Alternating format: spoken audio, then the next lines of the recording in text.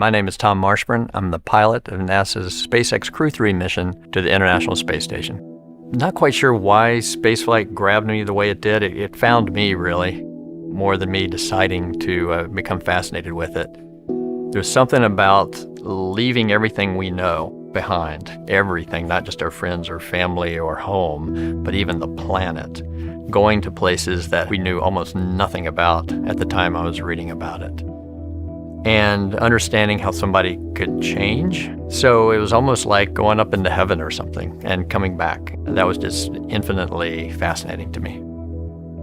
I have 3 brothers and 3 sisters. 5 of them had decided to become doctors. So the one thing I knew I was never going to be was a doctor, because I didn't want to be just like them. But while I was in graduate school in engineering physics, I realized that everybody I was hanging out with, everybody I enjoyed being with, were either medical students or doctors. Maybe medicine's something for me. And it turned out I loved it. Got so immersed with it that I actually forgot about space for a few years.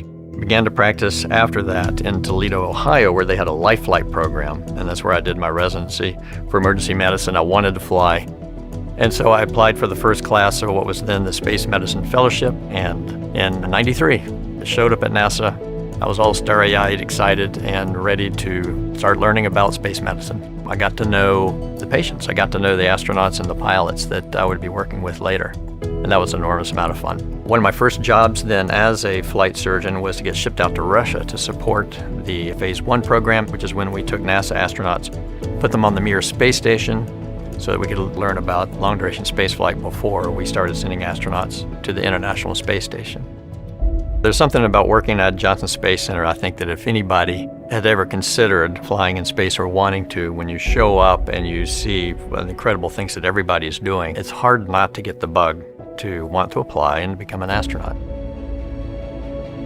So I did 3 spacewalks and supported a 4th as the inside crew member. The main goal for us was to take these batteries, each weighing about 200, 250 pounds, and move them from the robotic arm that was holding them from the space shuttle and move them onto the space station. This had not been done before, so they're very thrilling. The long-duration mission is quite a bit different from the shuttle mission. You really feel like you've become a resident of space, a resident of zero-G, and you start to feel like you're getting an idea of how this works. I'm looking forward more to flying with 3 people that haven't flown in space before. This is a very unique crew. They are incredibly operationally savvy already. Those, I imagine, from their prior jobs at ESA and in the military. I know they can do the job. There's no question about that.